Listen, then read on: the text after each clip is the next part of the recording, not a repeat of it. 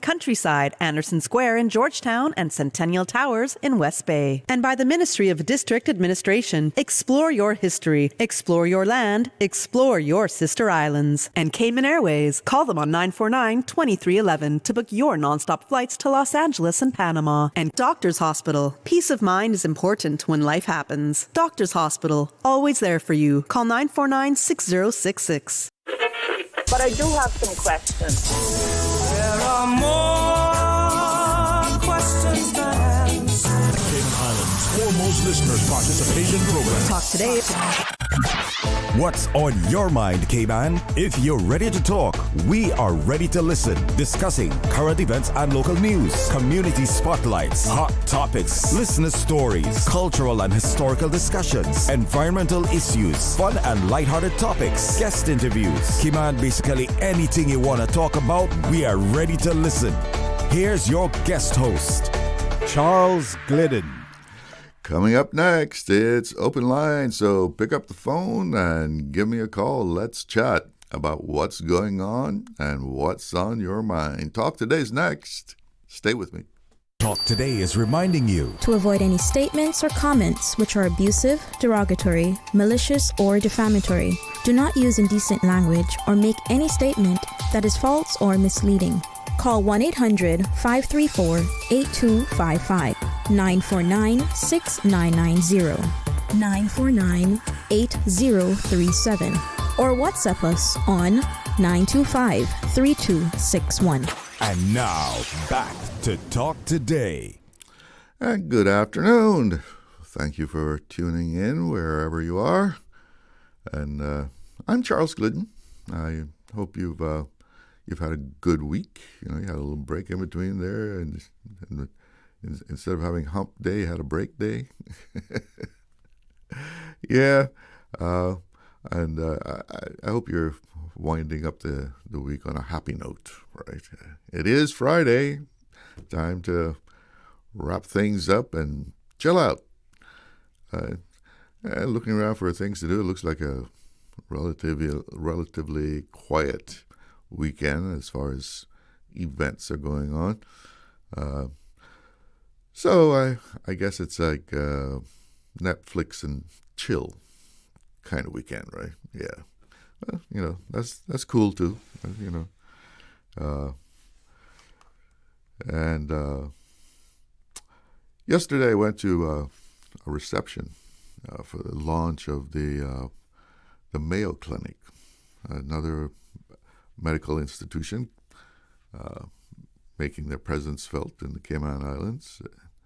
The Mayo Clinic is opening an office here in Cayman, which would make it easier for people here to get access to their renowned medical services.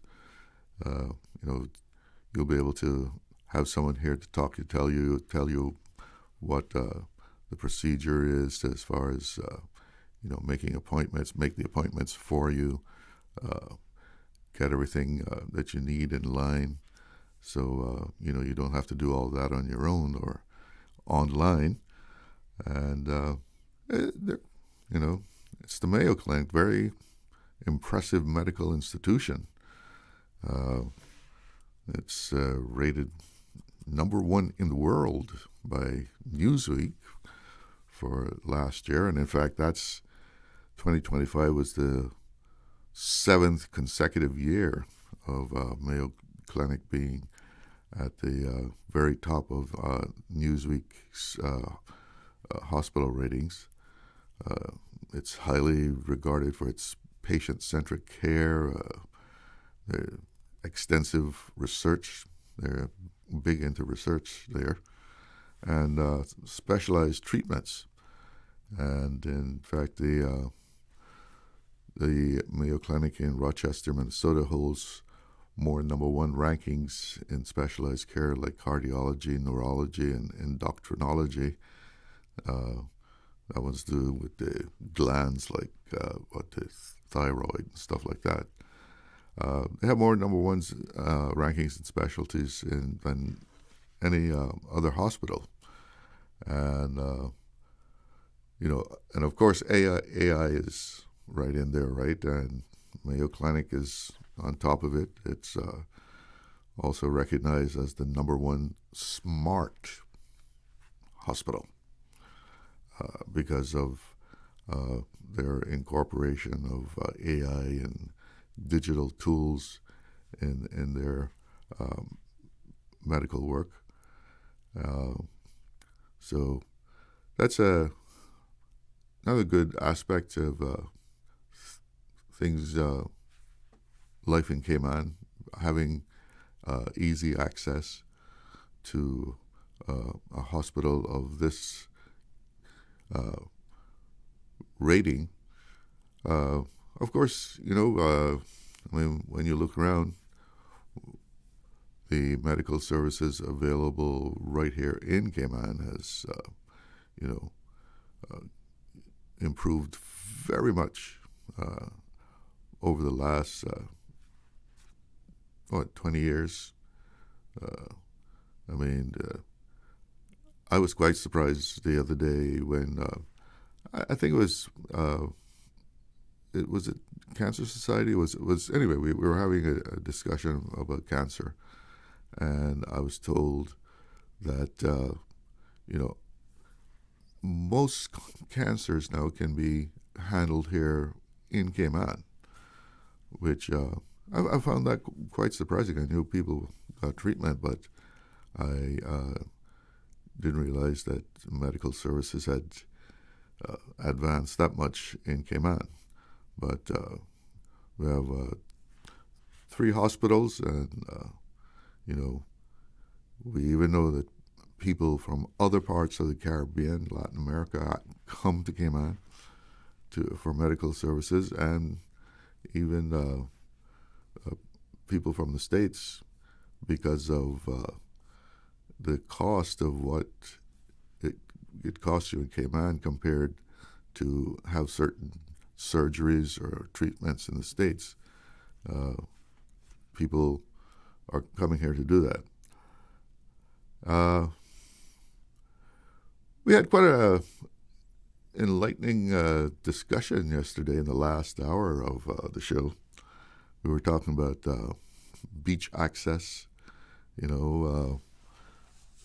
We've often heard about these access points at different places along the shoreline, and the condition of them, or people actually blocking them, which was brought up yesterday about a situation on Boggy Sand Road where there's not only a gate but a security guard blocking what was at one time a beach access.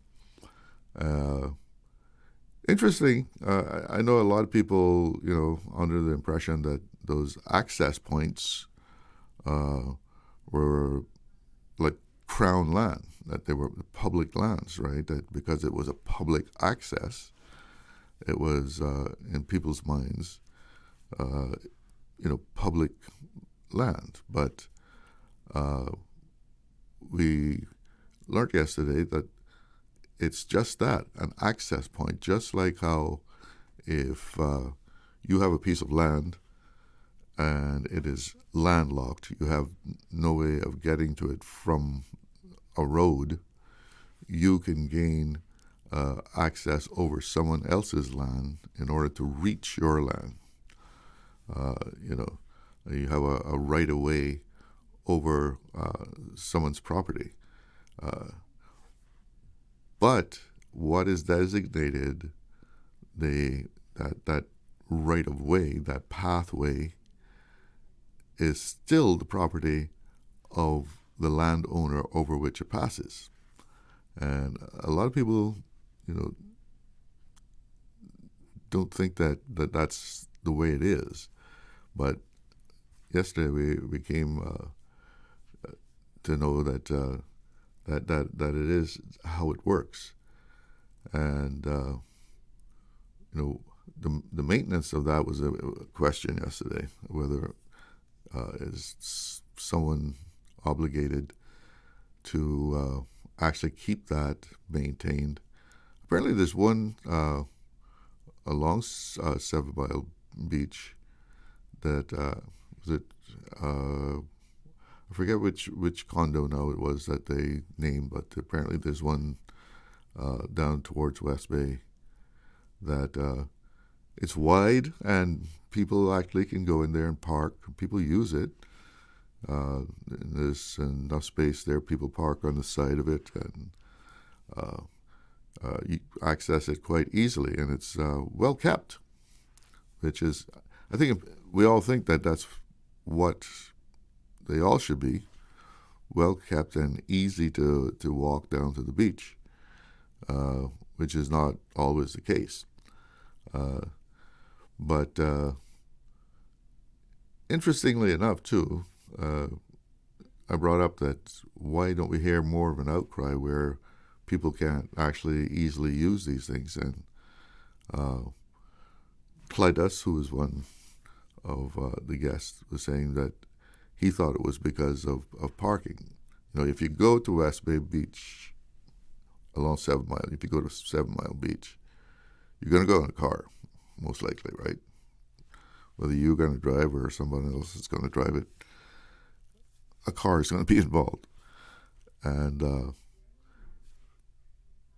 the parking, where do you park? Even if you were going to use one of these access points to go down to the beach, there's a question of parking. Yeah, you can park on the side of the road, but, you know, you probably don't feel like really doing that and just parking on the side there and just then leaving your car for a couple hours. And he was saying that people just prefer to go where they can easily park. Spots Beach, Smith's Backadere, you know, Governor's Beach, the public beach. And because you would expect to be hearing more from the general public about not being able to easily use these access points because of whether it's the condition of them or being deliberately blocked. You know, when it's brought to the public's attention that, you know, a certain access point has been blocked off or, you know, it's so overgrown that you can't use it, people react and say, oh, that's a shame and whatever. But no one really, you know, gets up in arms about it, except for, you know, a few people who are very conscious about these things and are willing to publicly take a stand on them. So it was quite interesting and you know, brought out some points about the realities of those access points. It's time to take a little break here. Be right back. Wouldn't it have been grand if you had purchased land 30 years ago? It may not be 2020, but a perfect vision has never been more clear. Cayman Brac and Little Cayman, poised for growth with an eye on the future. Your land, your history, your future. Discover all that our sister islands have to offer.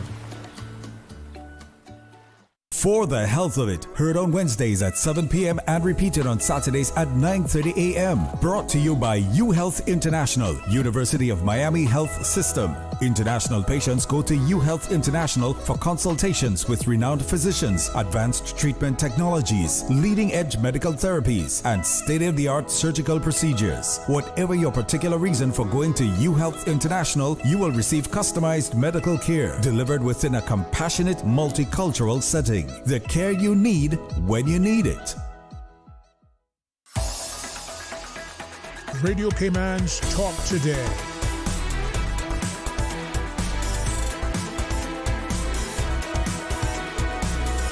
What is on your mind, Cayman? Welcome back. And we're freestyling it here on Talk Today. Open line. Want to hear from you. What's on your mind? Give us some of your opinion on issues of the day, opinions about what's going on around Cayman Islands.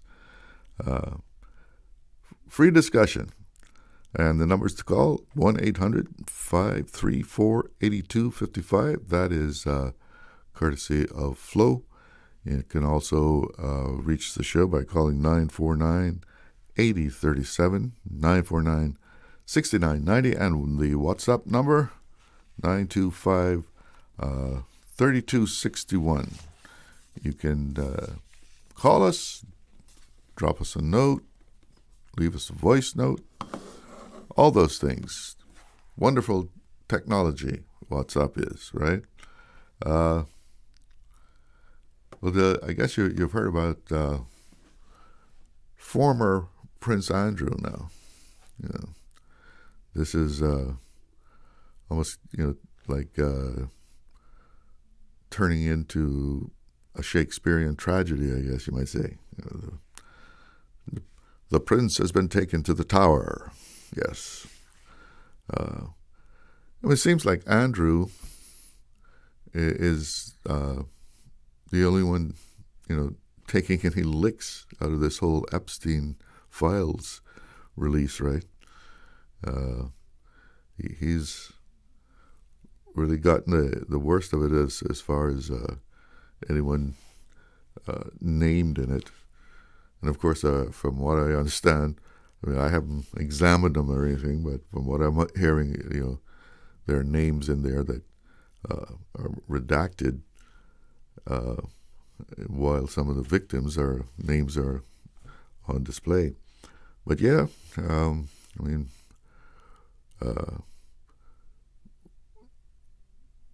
former Prince Andrew, as they call him, or Andrew Mountbatten. Is that his last name? Is that everybody's in the royal family's last name? What is their last name anyway? Anyway, Andrew Mountbatten, arrested and under investigation for behaving badly in public life. Apparently passing on some confidential information to that guy Epstein himself. Some breaking news here today was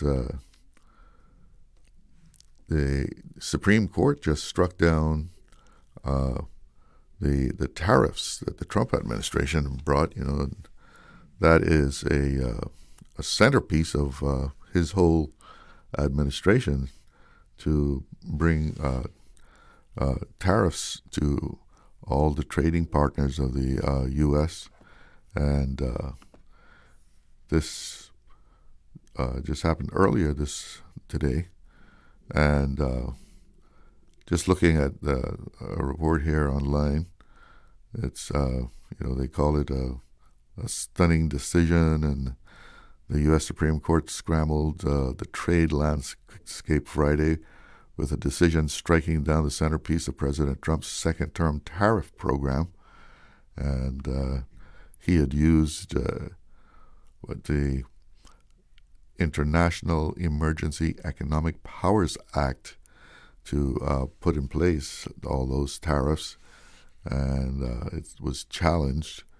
The law, and that law gives the president the ability to declare an economic emergency and take action, but doesn't specify tariffs as a remedy. And the Supreme Court, the Chief Justice, in his decision just said the IEEPA, that's the act that they did this under, the IEEPA does not authorize the president to impose tariffs.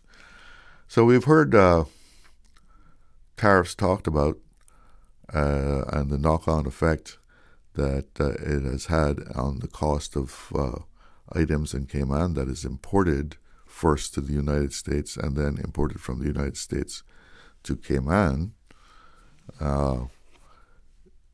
What that has caused the price to go up here in Cayman, of course, because if it's initially more expensive, of course, as it travels down the line, it gets even more expensive, right?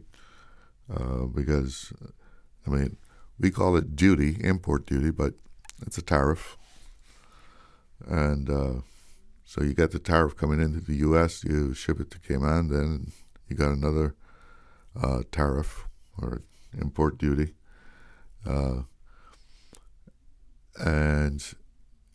in a number of cases when the inflation and cost of living in Cayman is talked about, the tariffs that the U.S. have imposed on trading partners have been quoted as, a cause or part of the cause of prices going up here in Cayman. And hopefully, if this is going to knock the tariffs down, this decision by the Supreme Court today,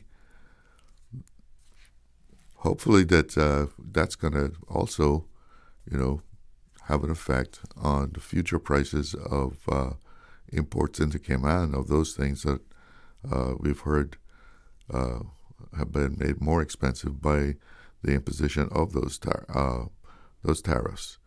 So might be a little help here that we got today from the U.S. Supreme Court as far as the cost of things such as building materials and other items, because so many things that we order from the U.S., are not actually produced in the U.S. They're also imported, and then we get them. So a little ray of hope there for the future cost of living. And, it would seem that would help out a bit as far as the cost of goods. And let's hope that it does. Because, a lot of people still struggling to make ends meet as far as just common everyday living. And it doesn't have to, be major expensive things. Just going to the store and getting some clothes, maybe. Something simple like that, And, look inside your clothes, the label, and see where it's made. A good chance it's not made in the U.S., made in China or made in Vietnam or someplace. And that means when it went to the States, it had a tariff on it, most likely, depending on exactly when it was bought.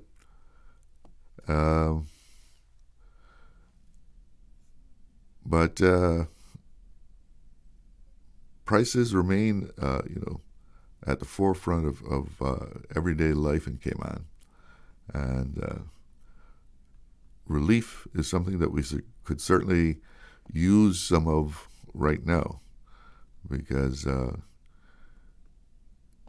even though we've got a raise as far as minimum wage, that doesn't trickle up to everybody.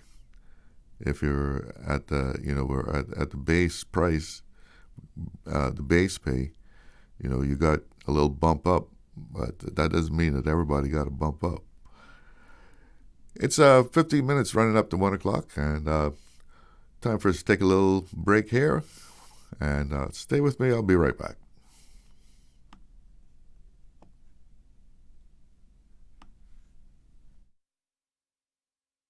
Accidents and illnesses can strike without warning.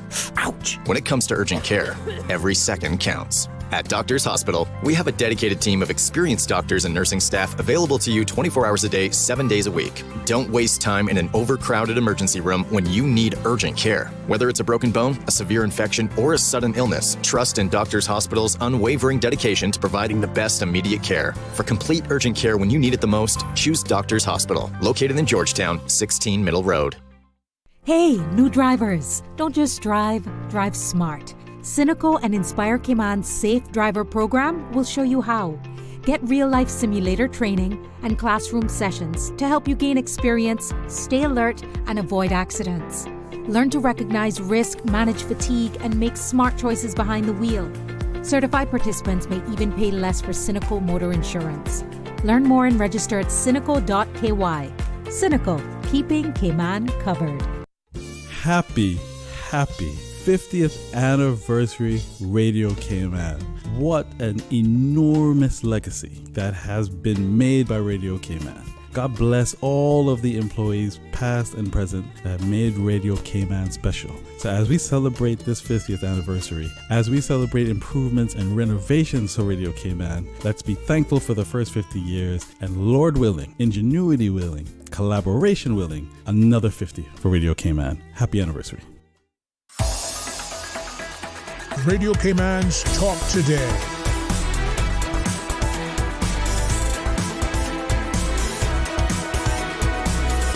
What is on your mind, Cayman? That's what I want to know, Cayman. What's on your mind? Pick up the phone, give me a call. Let's chat about what's going on, what's on your mind. The numbers to call, 1-800-534-8255, courtesy of Flo. You can also reach us on 949-8037 and 949-6990. And you can WhatsApp us on 925-3261. As a matter of fact, I see we got two messages here, so let's check out what the WhatsApp is saying here. Hi, Charles. I really think that someone from the department that is responsible for monitoring these various beach access points should come on one of the Radio Cayman's morning or lunchtime shows to speak and take questions from the public concerning these various beach accesses. Good point, and I'll see if I can arrange that. And another WhatsApp message here. Good afternoon, Charles. Who are the immediate and long-term plans for public transportation in the Cayman Islands? These current public buses are major hazards on our roads and feel like they have extraordinary authority to stop in the middle of public roads. It is getting more and more dangerous. Yes. Well, we do have the transportation department regulating public buses, but yeah, agreed. We need to improve our public transport services immensely. Whether it's run by private bus owners or an established government transportation services, or someone that is given the franchise to provide public transportation in Cayman. But we could really do with a major upgrade. We have a caller on the line. Good afternoon. You're on the air with Talk Today. Good afternoon, Mr. Charlo. Good afternoon. How are you today, sir? I'm fine and dandy. Well, I wanted to talk about the tariffs because it sounds like good news, in my opinion, from what transpired with the Supreme Court of America. Yeah. So they struck down that thing with the tariffs, removed the powers or something, or prevented them from being effective, prevented the tariffs from being effective. They said that the law, the act under which Trump assumed the power to do that, did not apply. Oh, well, that's good. So maybe it should, all that should be. He chose the wrong law to do it under. Okay. So all should work well then. Well, I don't know if all should work well, but if he wants to keep the tariffs, he's going to have to find another way of doing it, some other law. Maybe actually try and go through Congress this time. But yeah, but maybe it won't happen. I mean, right now, they said, those tariffs are not enforceable, basically because that law did not give the president the power to impose tariffs. Wow. So hopefully that's going to, have a domino effect, and maybe we'll get some relief here in Cayman. I don't know what's going to happen to all that money that was collected since they've been imposed. But, Wow. Mr. Charlie, there's something I discovered. You did? Yes, sir. Apparently I was right about this thing with the reduction, stress reduction strategies, getting toys and stuff like that. So I was checking on the internet, and I'd say, I think, thanks to AI, I got some information that says toys can effectively reduce stress in both children and adults by promoting relaxation, releasing endorphins, and fostering a sense of comfort. And it's something I said to myself, I think it would, so that's why I brought it up on the radio, that maybe people should buy toys for their adult friends for Christmas. Maybe it can work all year round if it reduces stress. And it's something you can check it up on the internet. I don't know if you might get the chance and see it for yourself. It says reduces stress in both children and adults by promoting relaxation, releasing endorphins, and fostering a sense of comfort. I mean, a lot of people feel stress these days, so I think it would be worth checking it out. So does that include like electronic games, like Well, I would imagine so. Yes, sir. I would imagine so. And because the thing is, what I figured is that you would get a good laugh out of it, and as an adult doing that, and then it would sort of affect your stress levels, reduce your stress levels. That's what I was figuring, and apparently it seemed to be correct. So it's maybe it changes it. In my opinion, it would just change a lot about the person. Just imagine someone having serious stress, and you give them a little gift as a toy or something, or give the girl the woman a Barbie, and give give the man a toy car, and say, well, this is my gift to you, my friend. See what this can do for you. Maybe it might help to reduce. See if this will relax you. Yes, sir. So I don't know if you get the chance, if you can check on the internet or something, and maybe you might get a little evidence of it, and so forth. Well, we'll see. Said, yes, sir. I wrote down the information, and apparently it's true. All right, you check that out on the internet. All right, poet. Okay, sir. You've been keeping up with your poetry. Yes, sir. I still got a poem for you too. That one I was talking about. Well, I'll try to see what the best I can do, and try to do some other poems, and maybe in a different style, maybe a little more entertaining and that sort of stuff, and maybe I'll try to sing some songs on the radio, Mr. Charlo. Okay. I like the poetry, though.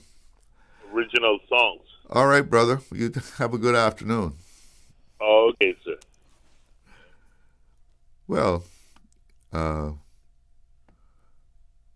don't know about the toys, but I actually know some adults that color. They take a coloring book and their idea of just cooling off for the day, coloring. Take a coloring book and they color. And they, chill out that way. It's relaxing. They got to concentrate on what they're doing, but it's nothing of, a critical thing. They just got to stay in the lines, right?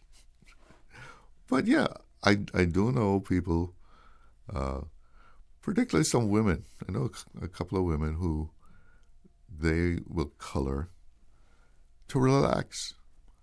And I can see how that can work, because you're sort of just there coloring away and, not, you have to think about what you're doing so your mind is not thinking about problems, right? And you just relax. And let's check this out here. What will adults playing with toys can be relaxing and stress relief? And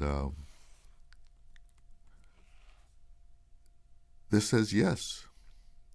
Yes, research and expert opinions increasingly support that adults playing with toys is an effective, relaxing, and valuable method for stress relief.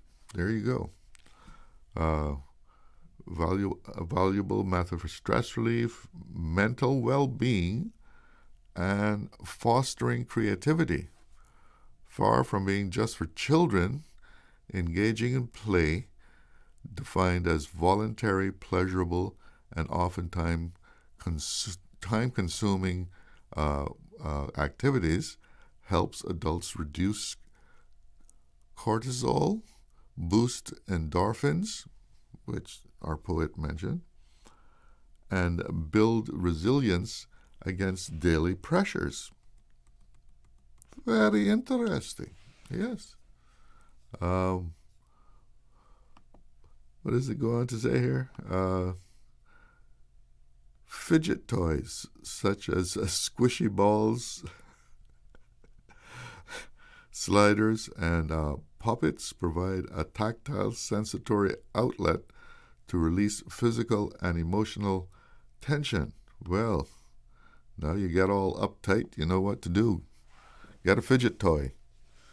It achieves flow. Engaging with toys, puzzles, or creative activities can induce a state of flow or mindfulness where the mind is fully absorbed in the moment, reducing anxiety. Playing with toys can offer a sense of nostalgia, transporting adults back to simpler times and providing comfort. In a chaotic world, controlling, shaping, and playing with small objects offers a manageable, low-stakes sense of control. And activities that challenge the brain, such as building with Lego. I've gotten into that one, I must confess, the Lego thing, right? Legos, yeah, okay, true. Such as Legos. Oops, what happened here? No, don't want that.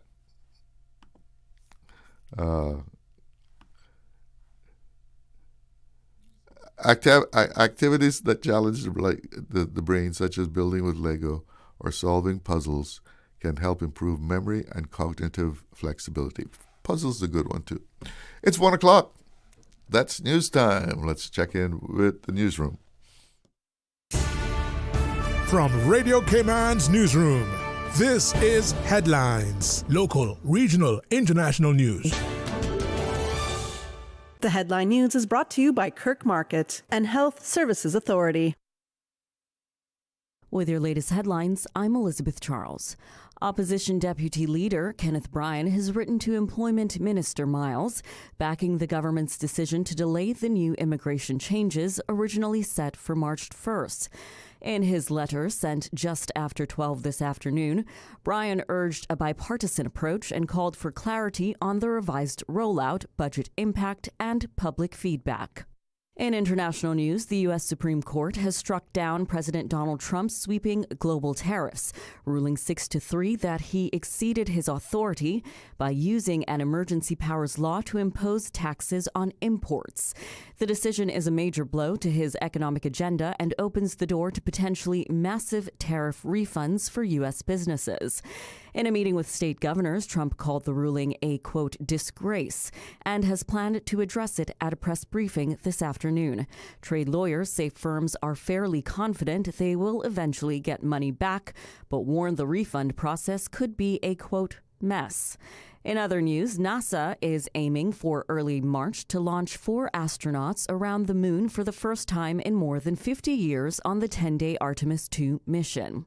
The crew will fly on the Space Launch System Mega rocket, loop around the far side of the moon, then splash down in the Pacific, paving the way for a future landing. Those are the latest headlines. I'm Elizabeth Charles. Radio Cayman. More news available at www.radiocayman.gov.ky. Check out our social media pages: Facebook, YouTube, X, formerly Twitter. Radio Cayman Headline News.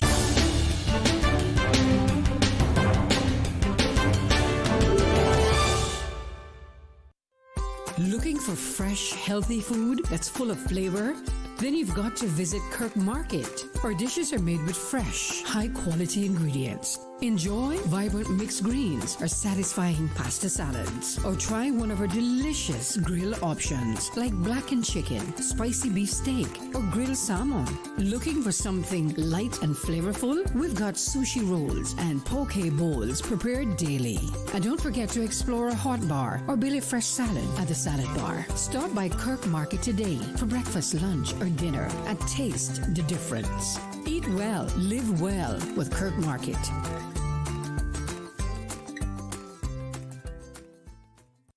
At HSA, we strive to provide the highest standard of care with compassion, integrity, and dedication. And so we say thank you, Cayman, for continuing to make us the most awarded organization on island by voting us the best of Cayman Islands in 9 medical categories. Your support reminds us why we do what we do, to serve the Cayman community with kindness and excellence. To find out more about our award-winning services, visit hsa.ky. At HSA, we are committed to caring for you. Radio Cayman is pleased to feature this special Sister Islands historical vignette brought to you by the Ministry of District Administration and Lands. Explore your history, explore your land, explore your Sister Islands. Linton Nathaniel Tibbetts, 1923 to 2011. Linton Tibbetts was known throughout the Cayman Islands not only as a successful businessman, but as one who showed great interest in his homeland and invested time, money, and influence to help the welfare of his beloved sister islands. In the late 1960s, he organized the first annual Cayman Picnic, still held each July in the Tampa-St. Petersburg area, to bring together the many Caymanians living in the United States and encourage them to remember their roots. In 1972, Mr. Linton and several other successful Brackers started an air service between Florida and Cayman Brac to bolster the Sister Islands' embryonic tourism industry.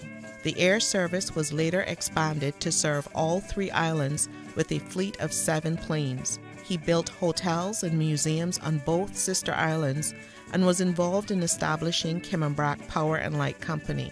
Although his career was primarily devoted to operating his chain of building supply stores in Florida, he always visited the islands frequently and maintained close ties with his family and friends in Cayman. Mr. Linton and his wife Pauline, Miss Polly Nee Inix, had 4 children.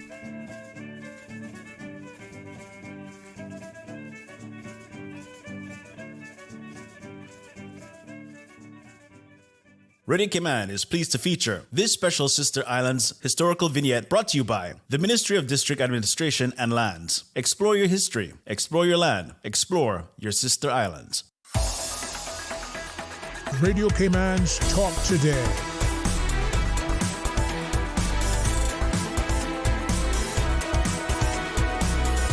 What is on your mind, Cayman? Welcome back. And weather update here. 85 degrees in Georgetown. It feels like 93. The wind out of the southeast at about 7.5 knots.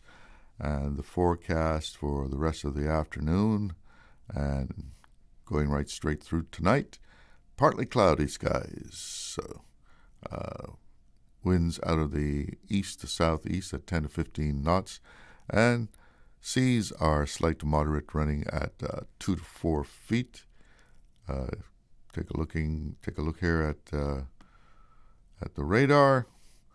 We don't see any rainy patches. Well, one down there to the south, but yeah, no rain in the area for right now. Over there at Sister Islands, same thing. So looks like a good Friday afternoon. Got some outside things to do. Today's a good day to be doing it. And I'd asked what the Royals' last name is. Someone watched up and says it's the Windsors. So is it Andrew Mountbatten Windsor? I don't know. Anyway, yeah. The Royals. And talking about adults playing with toys and coloring books, one of our listeners here, a lady listener, says, I love coloring books. Yeah, I know. The ladies that I know that do their little coloring, they love it. They just get into it and forget the troubles of the world and get lost in their coloring book. Well, as you heard on the news there, the immigration reform that we had been expecting to come into effect on March 1st, that's being delayed. They're going to be taking some public consultation here, taking a closer second look at some of the fees that are going to be imposed. And they stress that the fees for the work permits themselves are not being increased. Apparently they haven't been touched for, 15 years now. This is saying Minister Miles described it as the first meaningful immigration reform in 15 years and said,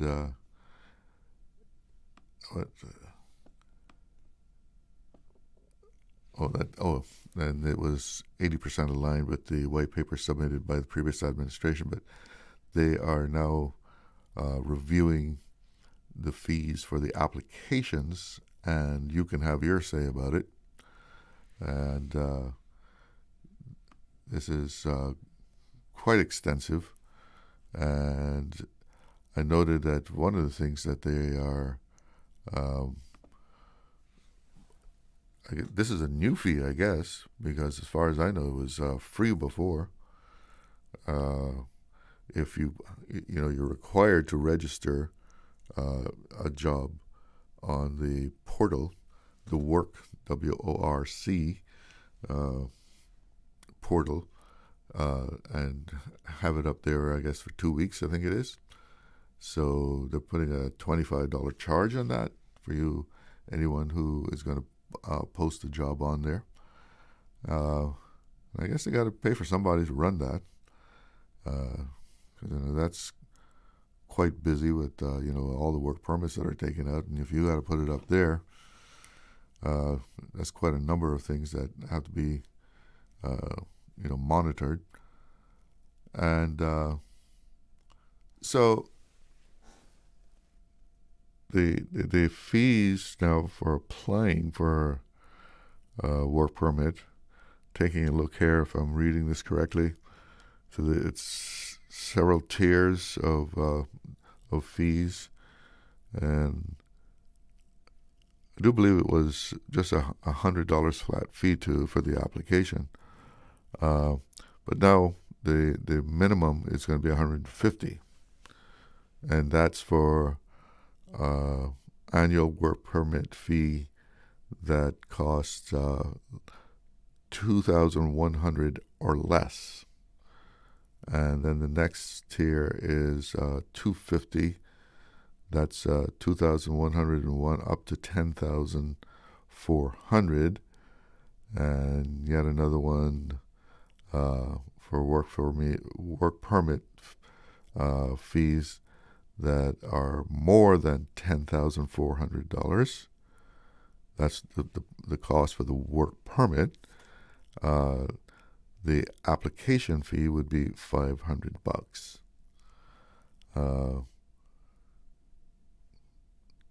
I guess if you can afford $10,400, you can afford $500. But the government is taking consultation, and everything is going to be held off until this is done. And let's see here, when does it? Let's see if I can find this real quick here.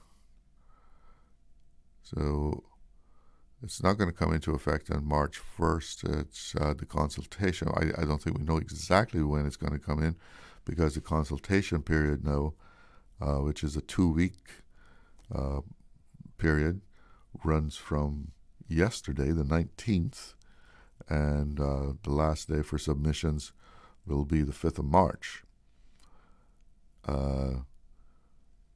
So sometime after the 5th of March, then, we can expect this act to come into effect. But apparently they're re-examining a number of the fees that had first been slated in the act, looking at the possibilities of alternatives as to how they can keep the budget balanced, and at the same time, try to make it as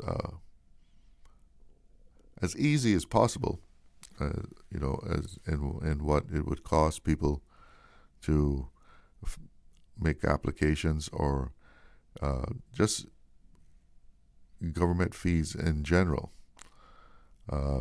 Because as has been mentioned, the surplus that they calculated is pretty slim margin. So any kind of significant reduction in fees will be affecting that's projected surplus. And of course, in all budgets, any kind of surplus, it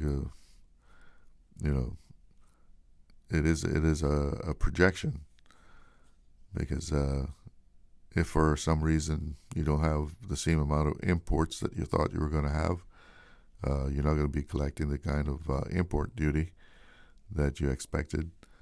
So to keep that surplus that they projected, they do have to be careful with whatever kind of adjustments downward they would make in the revenue that is taken in. And if you cut into it too much, you run a chance of then going into a deficit, and that can get into all sorts of complications. And you go too far, you're having to answer to the UK also, as far as how you're running your show here in Cayman. So if you want to make your voice known about the fees that are being charged, you have some time to do that. March 5th, that's the deadline, and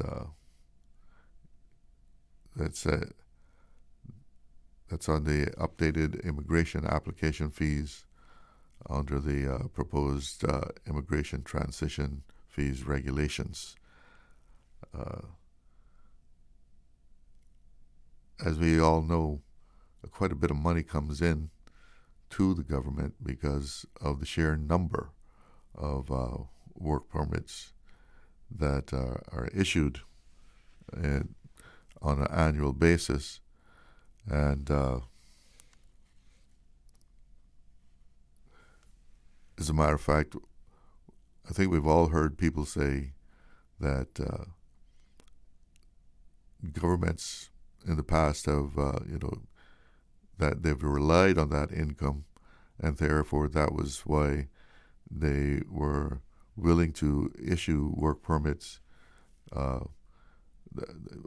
issue the number of work permits that they were issuing, because it was a source of income. No one has ever presented any kind of evidence of that, but with the amount of money coming in, it is a source of revenue for the government. But I don't know if anybody just says, oh, we're going to give out permits and get the revenue, while at the same time that prevents Caymanian from getting a job, which was the implication of why government was doing it, and not really caring about whether Caymanians were being treated fairly as far as the issuing of work permits, that they were willing to sacrifice Caymanians being employed for the sake of gaining revenue through work permits. I find it hard to believe that elected officials would take that kind of view and sacrifice Caymanians being able to make a living just so the government would be able to balance the budget. It would, if that was proven, that would be certainly very, very disturbing, because you're sacrificing people's livelihood, and until proven, I don't think that whole argument holds water. I can't see government leaders actually taking those kind of steps that would be so callous, just so that they would be able to balance their budget. But all things are possible. But people make all kind of charges. They jump to all sorts of conclusions over things, and sometimes you say, don't let facts get in the way of truth, right? Don't let facts get in the way. This is what I think it is, and I don't care what kind of facts you present. This is what I see as the truth.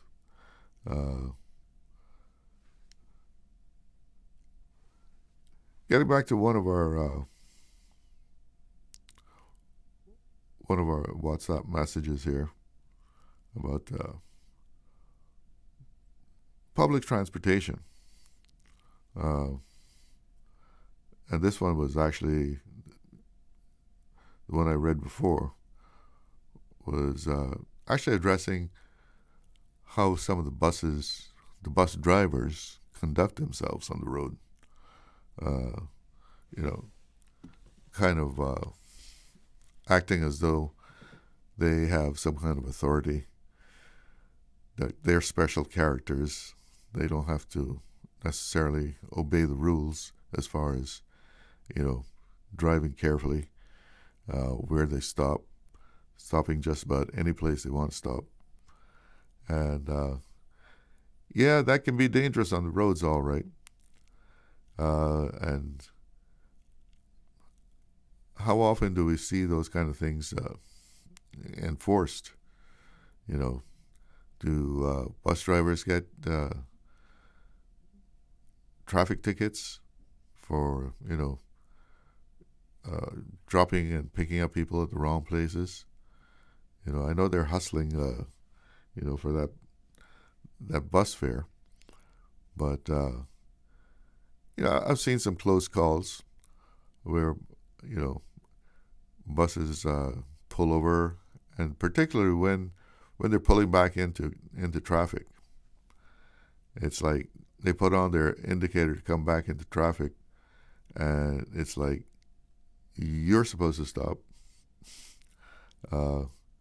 instead of them waiting until the way is clear and pulling back out into traffic. They just kind of pop right out there, and you have to do something to avoid them.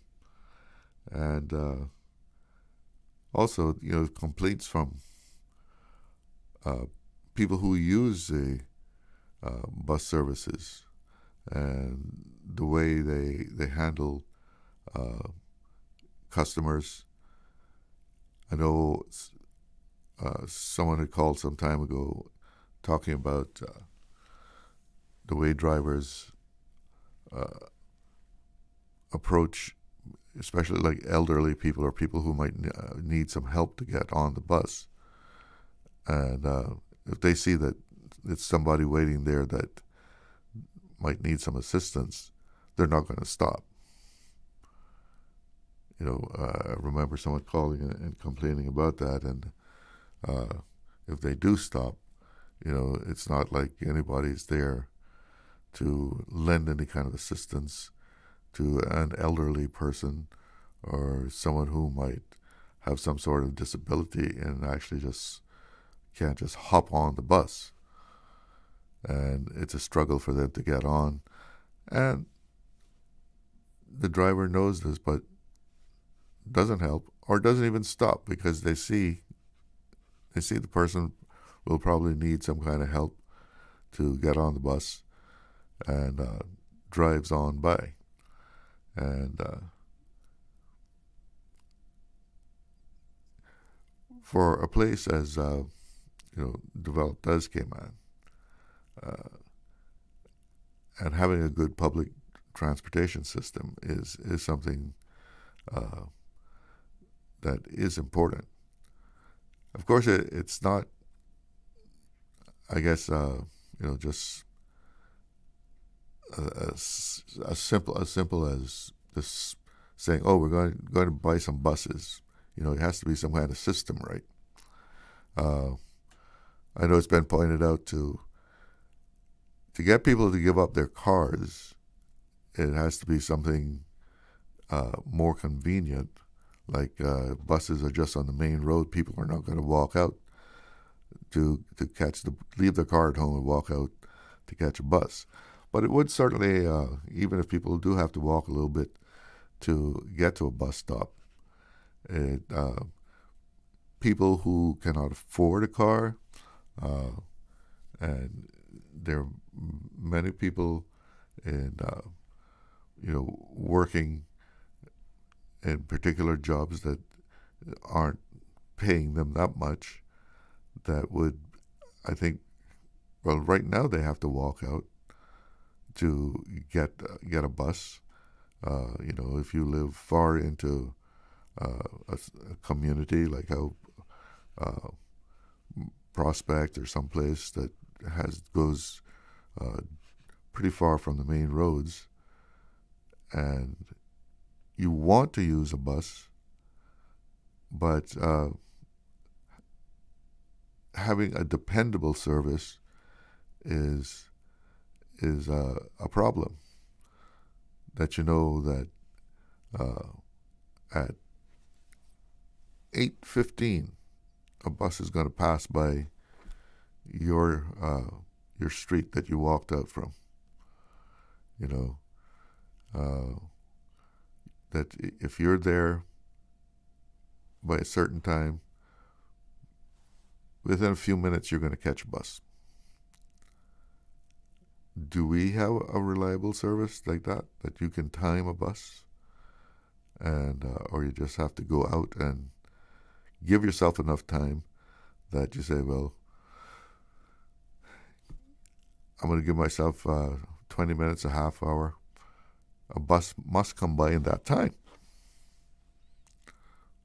But that's not, that's not the kind of service that we need. It's people going to work in the morning, they're working the first shift. You got to, or you should, I should say, you should be able to say, well, every morning I have to be there by 7, so if I catch a bus at 6:15, it's going to get me there in plenty of time. But you have to know that there's going to be a bus coming by your neighborhood at about 6:15. And I don't think that's the case from what I've heard, because I've never really used it. But from what I've heard people say, it's not a kind of service that you can schedule yourself very closely to when you have to arrive there, that you know that a bus is going to be there coming by your neighborhood at a certain time. And again, I've heard stories about people late at night, someone trying to get to North Side late at night, riding on a bus, and the driver says, listen, you're the only one on the bus. I live in Bodden Town. I'm only going to Bodden Town. And the person has to get out of the bus. And now, what's he going to do now? Hitchhike? I mean, once you're giving a license to run a route, you must be obligated to run that route. And what happened? What's the penalty anyway? If someone complains and says, this guy didn't finish his route. I was on his bus, taking the bus to North Side. It said North Side on the bus.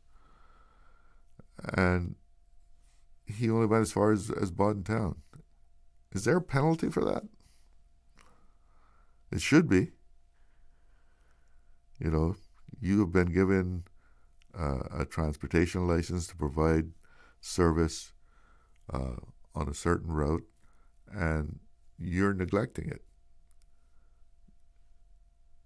There are people depending on your service to get home, and you're telling them, well, hey, you're the only one here on this bus. I'm cutting it off right here, man. I'm going home. So you're going to have to jump out and put your thumb out, and good luck on getting home for the night. It's coming up at 1:30, and I'm going to take a break.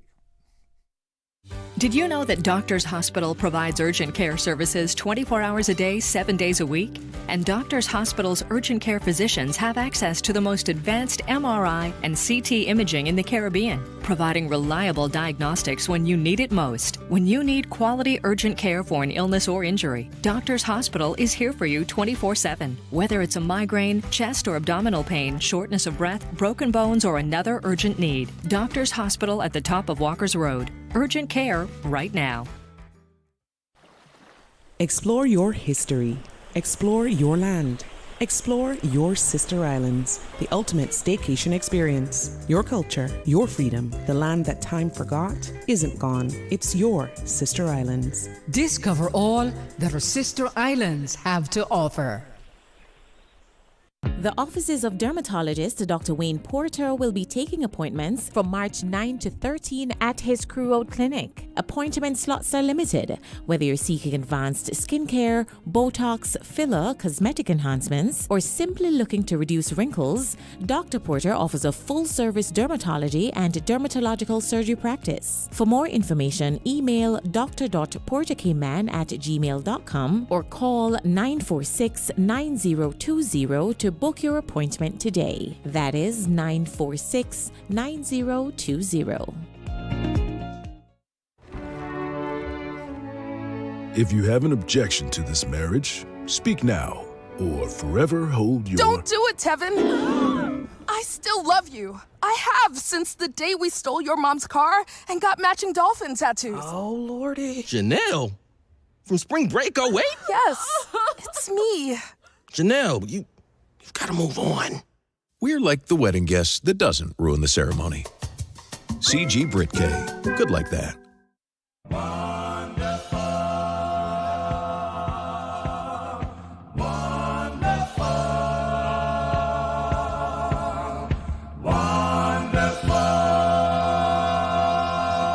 Your Yesteryear Musical, Saturday evenings at 7 o'clock on Breeze Radio. Entertaining, enlightening, and inspirational. Topical with CI cultural and heritage flashbacks. And the wonderful music of yesteryear. From the Thomas Edison era to the recent past. Your Yesteryear Musical, Saturdays at 7 p.m. on Breeze Radio. 105.3 FM in Grand Cayman and 91.9 FM in Cayman Brac and Little Cayman. Be listening. History is always echoing. Radio Cayman's Talk Today.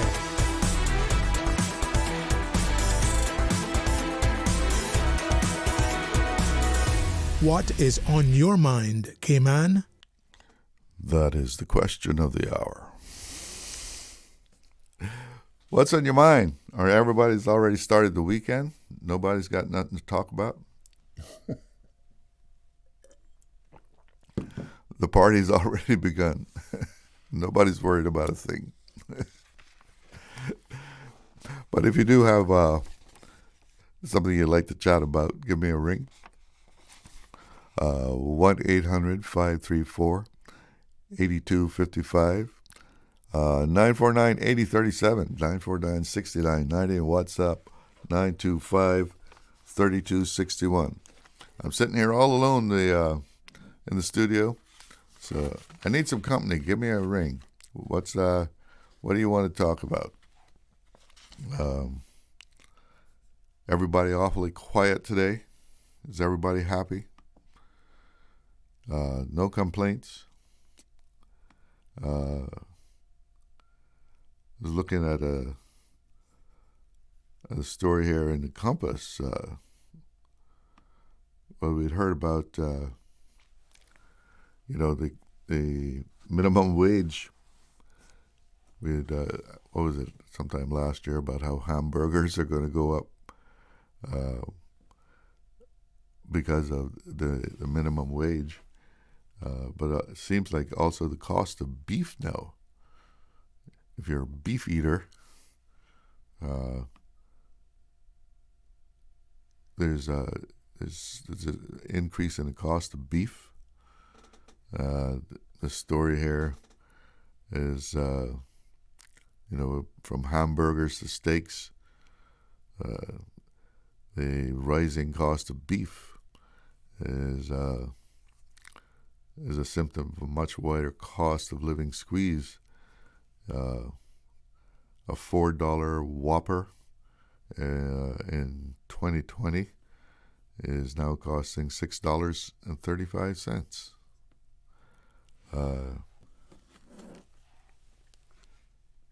So if you like those burgers, you're going to be paying more for them.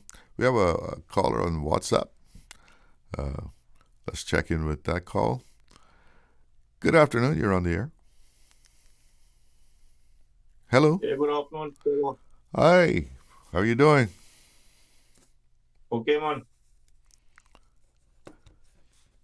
What's on your mind today? Well, speaking about the bus service, Yeah.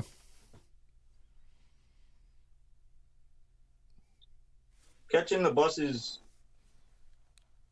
something that can help you save money. Mm-hmm.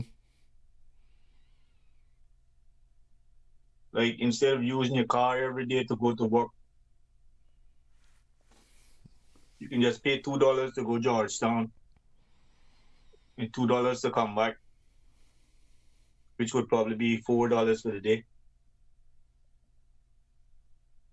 But being that thing's so expensive in Cayman now, if you got a car, you probably got to find $10 every day to put gas in that car. So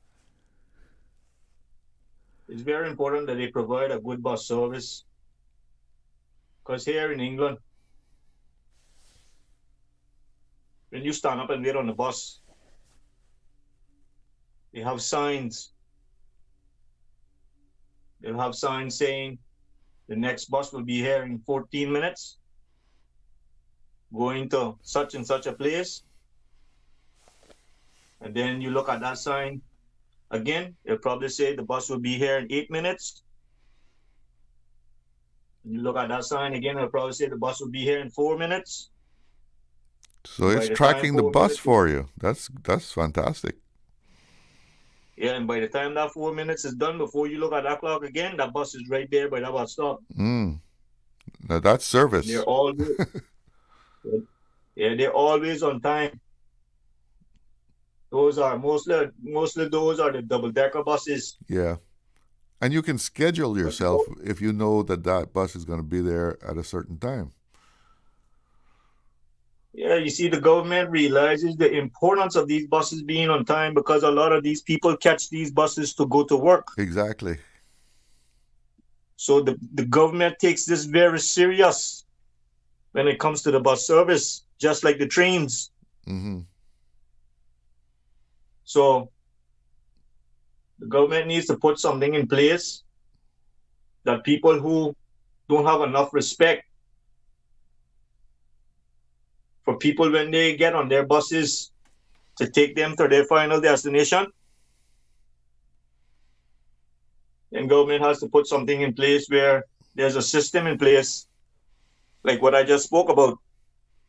Yeah, I mean, you can't schedule your life when you don't know if your transport is going to be there at a certain time. You know, you just kind of have to go out there and give yourself enough time that you say, well, something's got to come by in time to get me to work. Yeah, and another bad habit that I see bus drivers have in Cayman, they fill the bus up to the point where you have people standing up. And that's very dangerous. Yeah. If those buses get in an accident, a lot of those people will be seriously injured. Mm-hmm. So they have to stop being greedy, be thankful, and realize that safety comes first before anything else. And that includes not being in a rat race to get ahead of the next driver for $2. Yeah, and there must be some kind of rule about overloading a bus. There must be. Yeah, they have to have what they need to do is they have to have someone working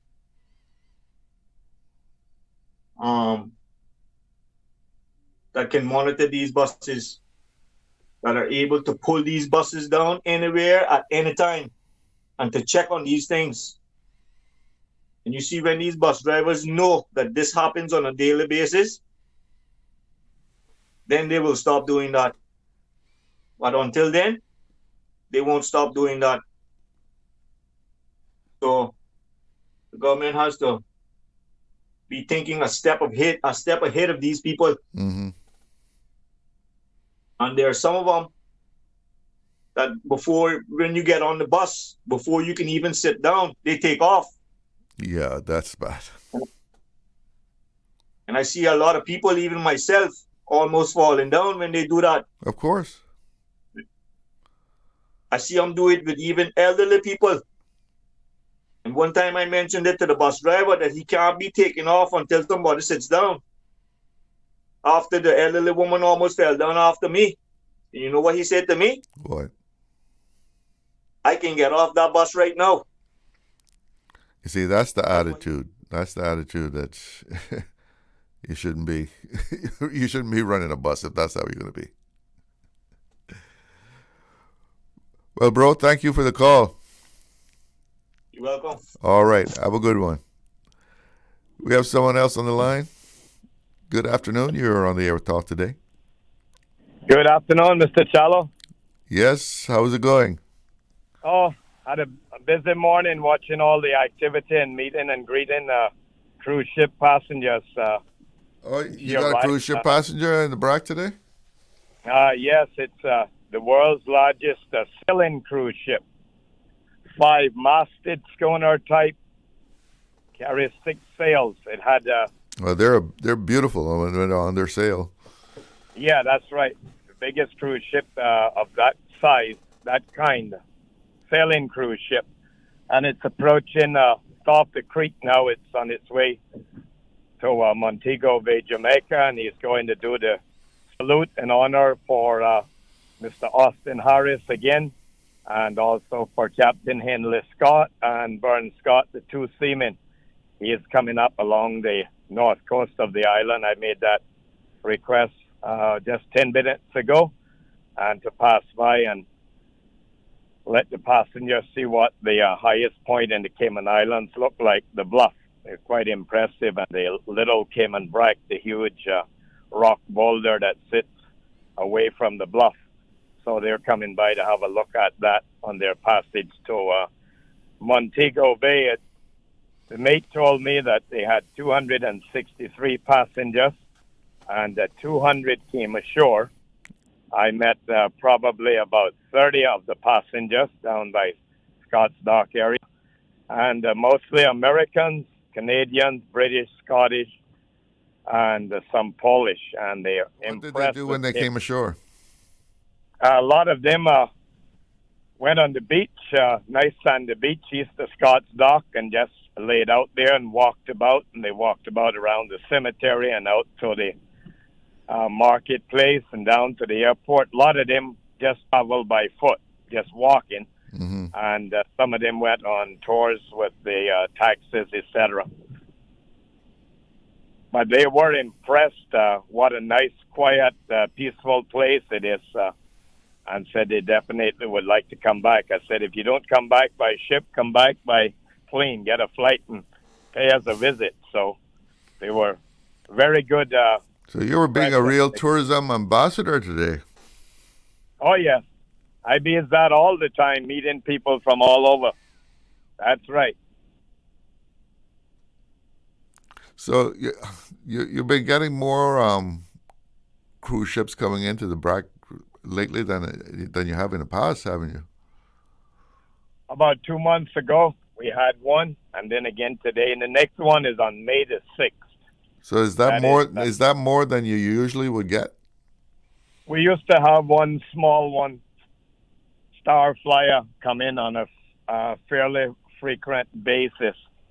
One small sailing ship, half the size of this one. But it's not a busy thing. Okay, well. Just one occasionally that comes here. This one was in Grand Cayman yesterday. Spent the day down there. But the visit was very quick. The first tender got to the dock around 7:20 a.m. this morning, and they had to be back on board mostly by 12:30 and take departure at 1 p.m. All right, Raymond, thank you so much for the update. Yeah, I'm here at Spot Bay now at the boat ramp area watching it as it passed by and listening out for the horns honoring our great men. All right, you take care. Thanks for the report. Yes. Okay, good. All the very best. We got to take a break for some messages here. I think we have a caller in the line. Just hang in there for me. Be right back to you. Accidents and illnesses can strike without warning. Ouch! When it comes to urgent care, every second counts. At Doctors Hospital, we have a dedicated team of experienced doctors and nursing staff available to you 24 hours a day, 7 days a week. Don't waste time in an overcrowded emergency room when you need urgent care. Whether it's a broken bone, a severe infection, or a sudden illness, trust in Doctors Hospital's unwavering dedication to providing the best immediate care. For complete urgent care when you need it the most, choose Doctors Hospital, located in Georgetown, 16 Middle Road. There you go, sir. Thanks for choosing JN Money Transfer. Boy, thanks to JN Money Transfer, I can stay right here in Cayman and pay mama bills back home in Jamaica. Her water, light, phone, and other bills never late. Every month I pay everything in one place. Make payments to over 30 companies in Jamaica through JN Money Transfer. Fast, affordable, convenient. Call 1-800-744-1163 for details. Radio Cayman News. That is marking the passing of a former MP with the ceremonial lowering of the Cayman Islands We flag. said from the beginning we're serious about improving the infrastructure in West Bay. The agriculture show is always something I look forward to every year. All locally made here in the Cayman Islands. Very busy. It's going good. Radio Cayman. Your voice, your choice for today's biggest news. 7 days a week. Radio Cayman's Talk Today.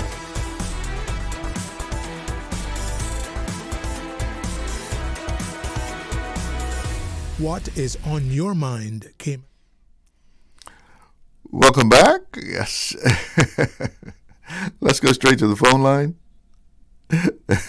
Let's go to we have a caller there. Good afternoon, you're on the air. Yes, sir. I believe I'm still on the ground. I don't think I'm in the air yet. But you're on the air. I'm on the air. But not well, yes. Debatable on our end, but I'm gonna have to kill this rooster, I guess. But anyway, too loud in the orchestra there. That here, Raymond calling in, my friend. I don't know what he has just caught a piece of it. Is it that big sailing cruise? Yeah, must be the one. I've spotted it in the harbor a couple of times. Yes, it says 10 sails. I didn't see it here yesterday because I don't know why. I should be able to see the mast. I've seen it before. It's good for them, but it's still not enough for the Bronx. We know that. And anyway, that's it's a long story, a long playing record. Black Arthur sing, long playing record. We can see what's unfolding. The more things change, the more it remains the same, I guess. That's the saying. The thing with the traffic thing, we all know that could be easily remedied. We should, by now, from when we've been talking about it, have a proper public transport system. It's not today. It's not yesterday. It's not the last government or the government before that. This has been talked about for 30 years or more. We should have been able to have something planned and done. It's the same thing I talked about with the gambling thing. I don't buy this, that we have to do consultation and plan how to do it. Before we brought that referendum, which I'm glad Brian had the gumption to do so and did so, seeing that it is a kind of a stalemate thing to bring it to referendum. And, you know, all that should have been planned out. It can easily be, it's got to be planned out now. And depending too much on lawyers, I'm not so happy with that. I'm not so happy with that. The people who are elected might not lawyers, but they they make the laws and do the. So they should have some kind of a knowledge of what to do and what they want. They're still going to have to advise them if they don't accept what the lawyers hand to them. The what do you call it? The Cayman Council of Lawyers or Council of something. Anyway, Well, the Law Reform Commission, I think, is who's looking at it. The reform again and reform. Oh my God, we have so many commissions. I've forgotten how many we do have. It's Genevieve Singh, again, the guy from over yonder. But I think they're all here. I don't think they bring anyone in to do that as far as the Law Reform Commission. Yonder, we know that too. It's if it wasn't so serious, it would be utterly laughable. It would be something like out of a Max Sennett Studios thing with the Keystone Cops and all that. But it's a very serious thing. We need to have this for the poor people, the ordinary Caymanian, the ordinary worker here. We need to have a good bus service. Why can't we have it? Other islands have it, and so forth. We can have it. We can have it. It just there's a lot of models that you can use. Of course, you don't have to invent it yourself. No, absolutely, and we know we have plenty of money here. It's how to tax it properly and how to use properly. But there's the guys here in the government who are good financial people. They have the financial background, and they know, get together and plan it and do it. Minister make up their mind, and if 19 people get together and say, this is what we want, and this is how it should be, and there we go, but we were operating like some kind of a Wild West country. Anything goes. We see it with the buses, as that person had said on OC show this morning, or had written in or something. Anyhow, this is unacceptable. I mean, no, it's been happening, and it's unacceptable. And we just have to say enough is enough. We can't say, well, next year will be enough, or the other year will be enough, and so forth. No, enough is enough right now. Right now. I'm living my future now. I'm not planning in the future. Look, the children and grandchildren, they'll have to plan their own future. There's no guarantee that what I'm thinking should be their future, or what they might like, to see turtles out there swimming around, or to have availability of conch or lobster. That's not what they might want. They want fast food and sit on their cell phone all day long or whatever. And we don't know. We don't know at all. You think 50 years ago, any of our 50, 55, 60 years ago thought Cayman would be like this? Oh, nobody saw this. They had no idea. I didn't either. I was an adult then by far. And I had no idea we would come to this at all. But we saw it, as I said. I saw the crumblings begin when we accepted the CITES thing, and the thing about the British Nationality Act thing, and we just accepted those things, people telling us what we should be and what we should be not, and now telling you, well, you can only have so many whelks or none at all, and so many goggle eyes or none at all. But you don't think that kind of conservation is good to make sure that we continue to have wilts? Good for whom? Good for whom? For whoever wants to have them. How many foreigners you see eating whelks or asking for whelks? From what I'm hearing, there's people here who will eat anything that comes out of the sea, or along the seashore. In the low scale working population, yes, we know all that. But I went to a restaurant recently. I won't call any names. Everything was okay, but I noticed on their menu they had crocodile and kangaroo, but no turtle. No turtle. No turtle. Yeah. This is the kind of thing that I'm talking about. And soon, I'm willing to bet that soon they will be telling us soon, the powers that be, that we can't eat any more turtle meat. It's too endangered, or whatever they decide on how restrictive it would be. And this is it. If we just lie back and say, this is what we think Cayman should be, this is it. I noticed there's an article by Mr. Lewis in his Caymanian Times where he said culture is good, and but it must be in a what? Professional manner? Is that what he says? Professional way, or I think presented in a professional way. And many of the people that really made our culture what it is today, many could barely read and write, but they knew what they were doing, they knew what we wanted, and so forth, and they left an indelible mark on our culture. I can think of many.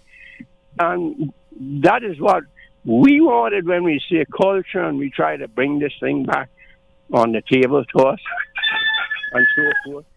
And again, as I said, we this morning I heard when someone said, a popular person who called in to read, said that, the Chamber of Commerce is a union. I was the first person to have said that. Yeah. I'm sure that it is the employers' union. That's what it is. And you can't blame them. They're looking out for themselves. People go into business to make money for themselves and their family. And secondary to that is to make money for the workers who they employ. They can change them every now and then. But the workers have no union, and I don't think it's likely that it will be formed. Because union has always been a bad word in Cayman, huh? Yeah, but many Caymans were involved in unions and so forth. There's a lot of benefit to unions. But here again, they told us that, so we follow suit. We follow suit, and we don't push the Constitution really towards the powers that it gives us. It gives us certain powers. We can be. We don't need to keep saying, well, I don't think the British will allow this. Nonsense. Well, when it comes to certain things, you have to take that into consideration, though. We have to. Whether the UK is going to allow it or not. Things that we could do, that we can say to the governor, we want a minister to be there. Take, for example, the prisons and so forth. We can do it. We can do it if we have the courage to get up and say, this is what we want to do. This is what we want to do. We don't have to have a referendum to decide, well, oh my God, we're going to put a stop sign here. We're going to tell the bus drivers you got to stop where you're supposed to stop. And you got to pick up these people and don't pass them on the road, or we're going to pull your license. Yeah. We don't need a referendum to say to people, this is what we want to do. Let's get up and make decisions. Please, I'm begging them. Take care, Charlo. I'll listen on. All right, Mickey. Thank you for the call. Yeah. Can always depend on Mickey to liven things up here. Talking about bus service, one of our callers says the Bermuda bus service would be a great model for us to follow. I'm not sure how things work over there, but according to that listener, Bermuda, and Susan says Bermuda has a good bus service also. So right there, here, another island with good bus service. We could learn a lesson and get a model from them. It's 2:00, and that's news time. From Radio Cayman's newsroom, this is Headlines. The Headline News is brought to you by Kirk Market. The Ministry of Youth, Sports, Culture and Heritage announced today that a Cayman delegation walked the red carpet for the world premiere of The Bluff, the latest feature by Caymanian filmmaker Frank E. Flowers at the TCL Chinese Theatre. The group included the ministry's lead, Minister Isaac Rankin, Chief Officer Teresa Enchiniki, Christopher Saunders, and other officials. The ministry says the packed screening and reception marked a proud moment for the Cayman Islands, showcasing a local filmmaker's success on the international stage. Minister Rankin says it is truly an honor to represent Cayman and that Frankie Flowers' achievement shows what is possible for young people who want creative careers. The ministry adds it looks forward to more chances to support Caymanian excellence in the arts. In international news, Atlanta Fed President Raphael Bostic says last year's 2.2% economic growth is, quote, a pretty strong number that could keep inflation elevated. He told an event in Birmingham it would be, quote, prudent to keep interest rates high to hold back the economy, with inflation still around 3%. In other news, a U.S. bankruptcy judge has signed off on Saks Global's bankruptcy filing, clearing a $1 billion loan to keep the retailer going. The court gave final approval after Saks struck deals with luxury brand vendors who had raised concerns about goods supplied before the bankruptcy. Those are the latest headlines. I'm Elizabeth Charles. www.radiocayman.gov.ky. Check out our social media pages: Facebook, YouTube, X, formerly Twitter, Radio Cayman Headline News.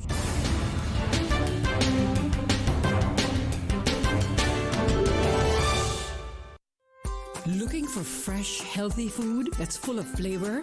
Then you've got to visit Kirk Market. Our dishes are made with fresh, high-quality ingredients. Enjoy vibrant mixed greens or satisfying pasta salads. Or try one of our delicious grill options like blackened chicken, spicy beef steak, or grilled salmon.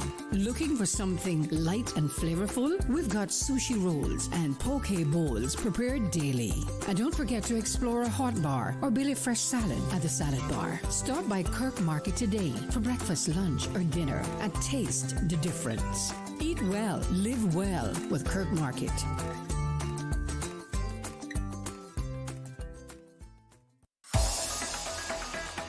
Radio Cayman's Talk Today.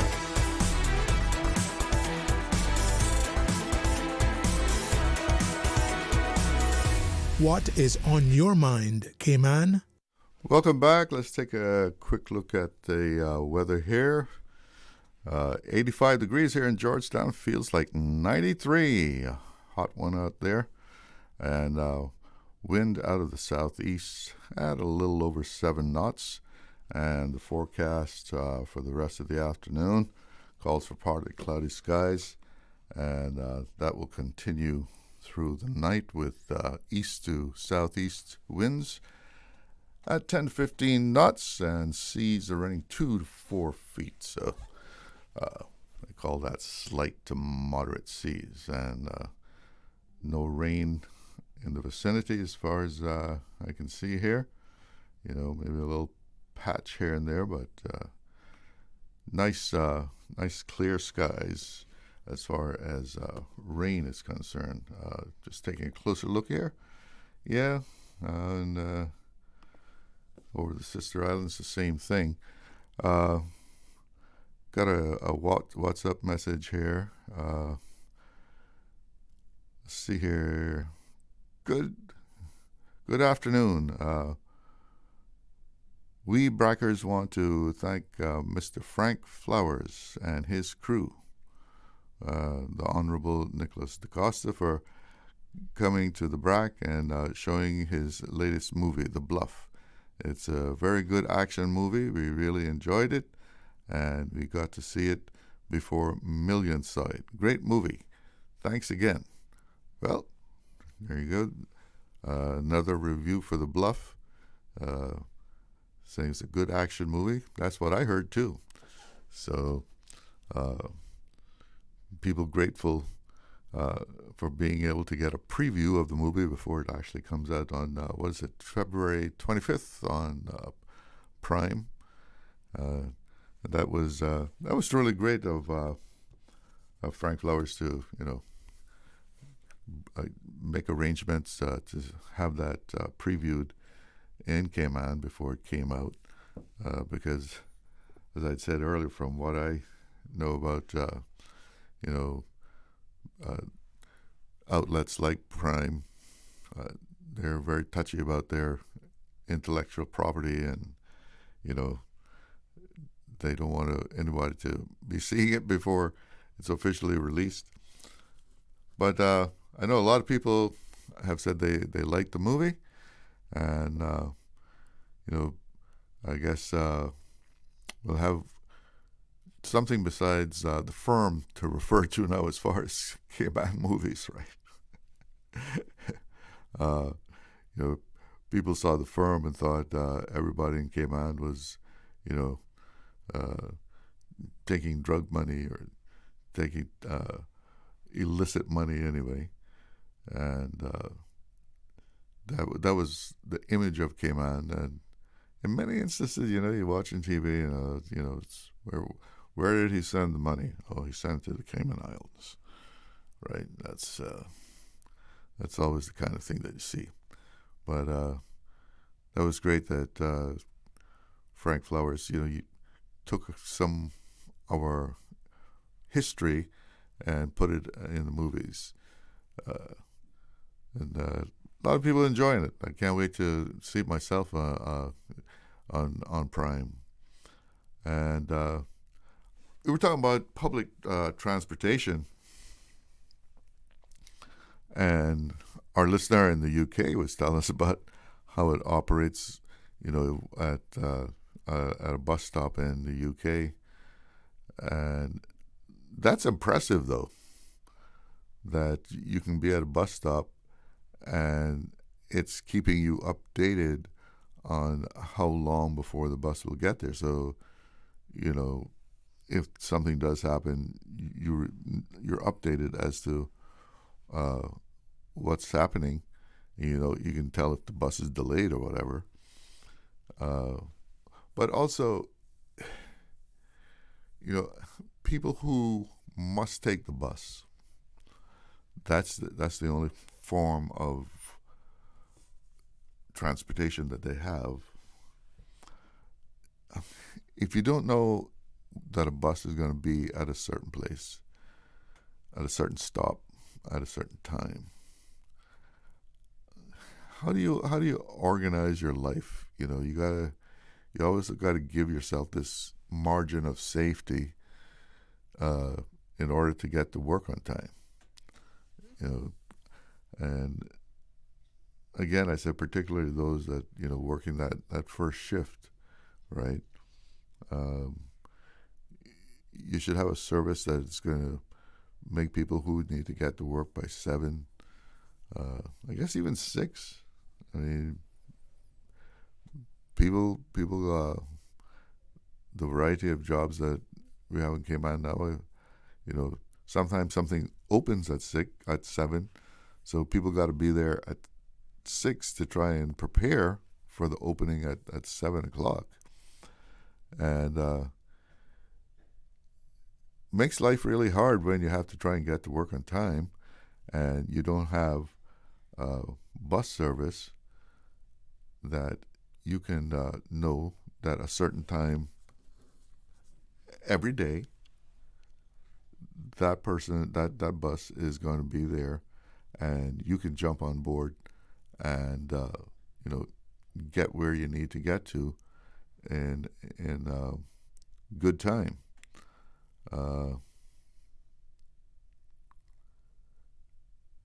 And I think do we have a caller on the line? We got a WhatsApp caller. Let's take that. Good afternoon. You're on the air. Hello? Yes, you're on the air. Good afternoon. Hello? Yeah, are you hearing me? Am I on the air? Yes, you're on the air. Go ahead. Okay, good. You were just talking about the UK. I'm also here in the UK. Uh-huh. And I think you were just talking about the driver having to wanted to go home when there's only one person on the bus, right? You said something along those lines? Yeah, and the person was going to North Side.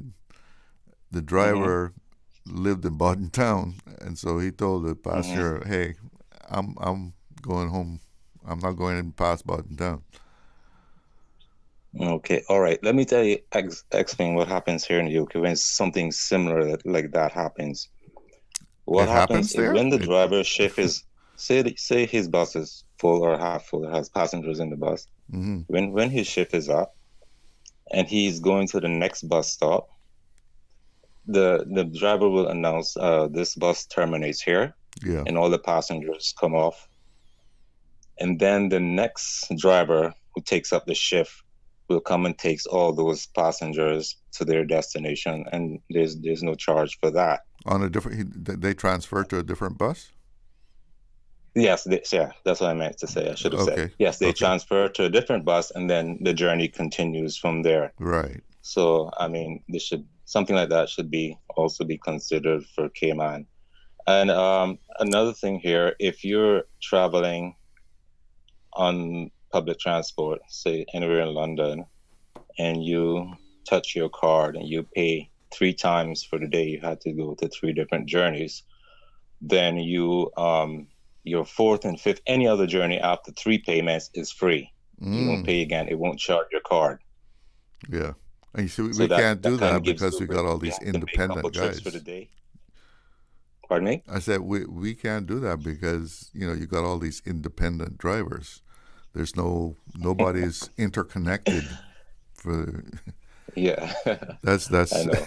Yeah, you got to design a system for Cayman. It's a little bit different there. Yeah. And also another thing I see Cayman doesn't have to. You don't have carved out. You need a proper carved out for the buses to pull over. Right. So you whoever in charge of transport, they will need to so those bus stops may need to be repositioned in a more appropriate location where a vehicle can pull over and wait for 2 or 3 minutes in a red spot area that says bus only to near at the bus stop, so they can pick up the passengers. And the buses will not pick up passengers if you're not exactly at the bus stop here. Yeah, of course. So they're not going to pick you up along the side of the road, nothing like that. Yeah. You have to That's be an at the organized bus stop system. for them to stop and pick you. That's an organized system. Yeah. Yeah. Other options to remember, there's also trains and there's also the tram system. Now, what's a tram system? It's a train that runs on I think it runs by itself, but there's people manning it. Mm-hmm. It runs on a line. Okay. It also runs on a track. It's like a bus that runs on a track. That's how I should explain it. Okay. And it just goes up one journey and down the same journey. It has its own line, and then you can get on at your stop, touch your card or pay your ticket. And there are bus conductors on there. Train conductors on there, and you just go. It usually runs in a straight line. Yeah. Or in a circle. Okay. A circle line. Yeah. So. Yeah, but one of the main problems I see, you don't have proper stopping locations. I think the Minister for Transport might need to look into that and fix that issue, and that should help to stop the buses from holding up the traffic or blocking traffic or obstructing traffic. Yeah. Something of that sort should help. Well, thank you for calling. That's some good information there about how a properly organized transport system would work. Yeah, and another thing in terms of if it's very busy, there's some periods where it's very busy, and the buses do get full. There is standing room area, and there are rooms for if you have a baby stroller or some sort of cart or something. There is a section within the bus for you to place that thing, and it has to be within that section, and the brake should be on. And if you look there's a screen in the bus that tells you the capacity of how many people are on the bus. So after that, they won't take any more passengers. You have to wait for the next bus if the bus is full. Yeah. Okay. Yeah. All right. So Well, you thank. And thank let you. me You got one more? squeeze in one more thing. Sorry to hold you up. No loud music on the bus. Yeah. It's not allowed. Okay. Right. Put on your headphones. Put on your headphones if you want to listen to your music. Yeah. All right. You take care. Thanks for calling. Thank you. All right. Got to take a break. I got a caller on the line, but hang in there. Be right back. Did you know that Doctors Hospital provides urgent care services 24 hours a day, 7 days a week? And Doctors Hospital's urgent care physicians have access to the most advanced MRI and CT imaging in the Caribbean, providing reliable diagnostics when you need it most. When you need quality urgent care for an illness or injury, Doctors Hospital is here for you 24/7. Whether it's a migraine, chest or abdominal pain, shortness of breath, broken bones, or another urgent need, Doctors Hospital at the top of Walker's Road. Urgent care right now. Freedom, Cayman Brack. Freedom, Little Cayman. Soft breezes, blue waters, no traffic. Unwind and rejuvenate your mind, body, and soul. Sister Island Staycations, a taste of freedom. Discover all that our sister islands have to offer. Looking for fresh, healthy food that's full of flavor? Then you've got to visit Kirk Market. Our dishes are made with fresh, high-quality ingredients. Enjoy vibrant mixed greens or satisfying pasta salads. Or try one of our delicious grill options like blackened chicken, spicy beef steak, or grilled salmon. Looking for something light and flavorful? We've got sushi rolls and poke bowls prepared daily. And don't forget to explore a hot bar or Billy Fresh salad at the salad bar. Stop by Kirk Market today for breakfast, lunch, or dinner and taste the difference. Eat well, live well with Kirk Market.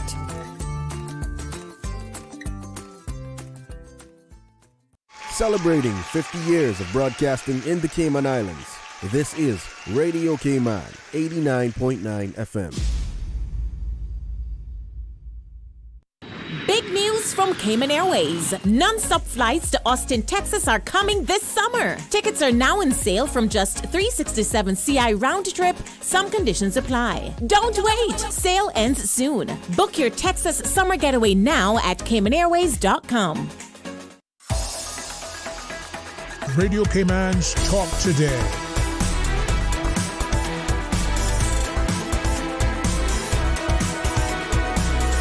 What is on your mind, Cayman? Welcome back, and let's go straight to the phone lines. Good afternoon. You're on the air with Talk Today. Good afternoon, Charles. How are you? I'm fine. How are you? Well, I was doing pretty good all day from the time I got up this morning, 3 o'clock. My day has been, pretty... You got up at 3 a.m.? Yeah. Wow. Yeah. Everything, watched the news and stuff like that. But everything was beautiful until I went to the post office there just now by the airport. Mm-hmm.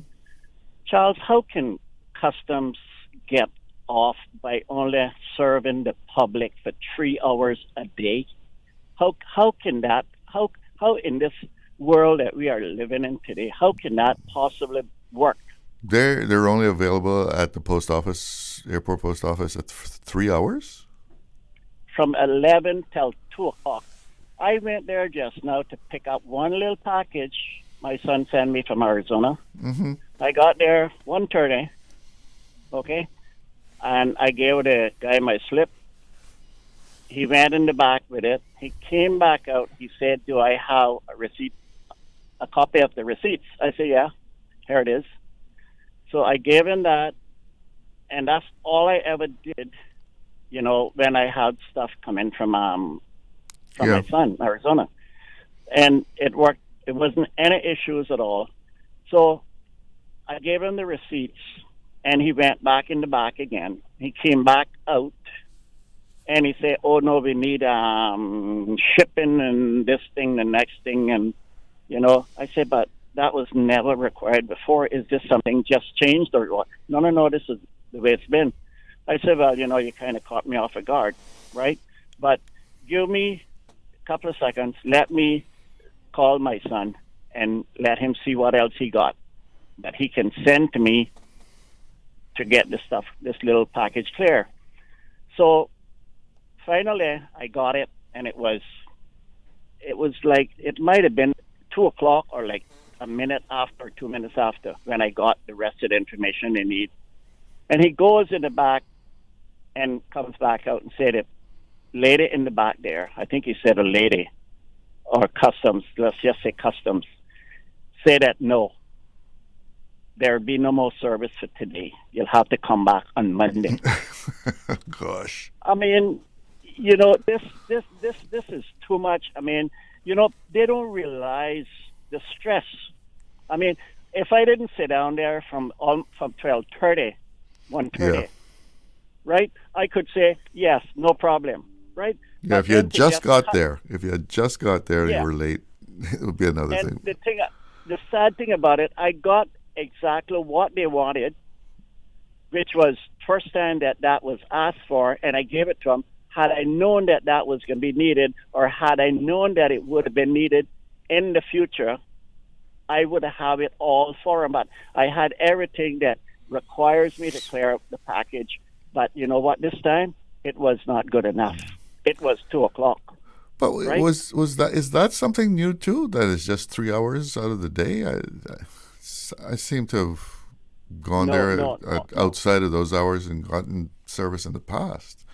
This has been forever, Charles. Okay. Because I've been picking up packages from my son from Arizona because it's been working pretty good for me instead of going through all of the process, because it's just small items that I have shipped from Arizona, right?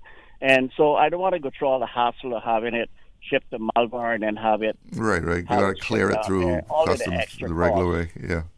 Yeah, so I'm trying to avoid the extra cost and the inconveniences of waiting for so long to get the stuff. And I've been using this, and it's been working, I mean, beautifully. No problems whatsoever, right? And to be faced with what I just been faced with, I mean, it's no way in the world that any human being, especially me as a Caymanian, can accept this from my own people, right? Yeah, that's kind of ridiculous. You're in the process of, getting your parcel, and because you went over a couple of minutes after 2 o'clock, you could have just finished the transaction. I said to the guy, I've been here from 1:30, and it's just a couple of minutes after 2, and she got refused service so I can get that little package. Oh boy, well. Well, I just hope that somebody in government, but I don't build my hopes up on anything anymore, especially coming from the government, which I must say that I am really pleased with what this government is doing.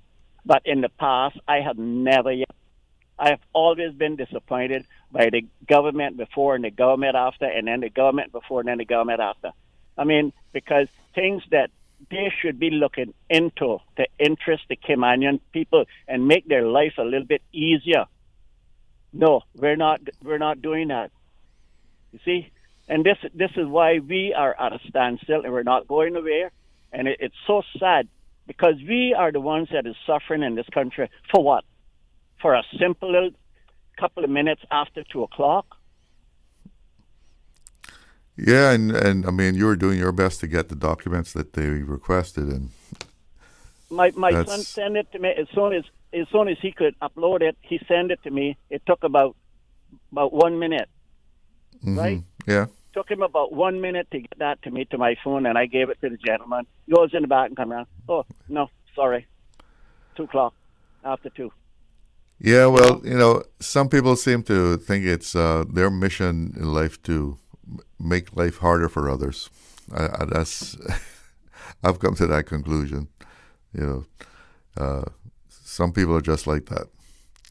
But thanks for giving us that little tidbit of what can happen at the post office if you're 1 minute late in the procedure not being concluded on time.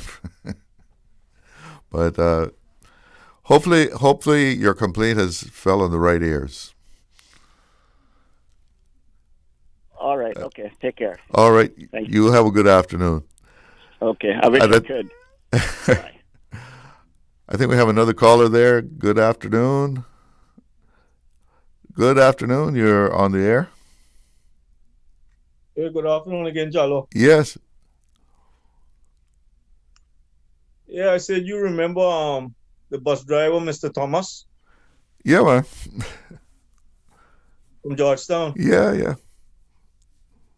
Yeah, you remember when Mr. Thomas bought a double deck bus from England Yeah. and brought it to Cayman? I remember. And then they wouldn't license it, right? Yeah, they wouldn't license it because they said that it would hit the electricity wires. So Mr. Thomas told him, well, I'm gonna have to take down all them electricity wires because this bus is going on the road.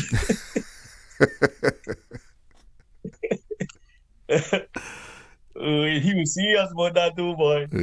All right, Chalo. All right. Take care. Well, I got a WhatsApp message here, kind of lengthy, but let me read it.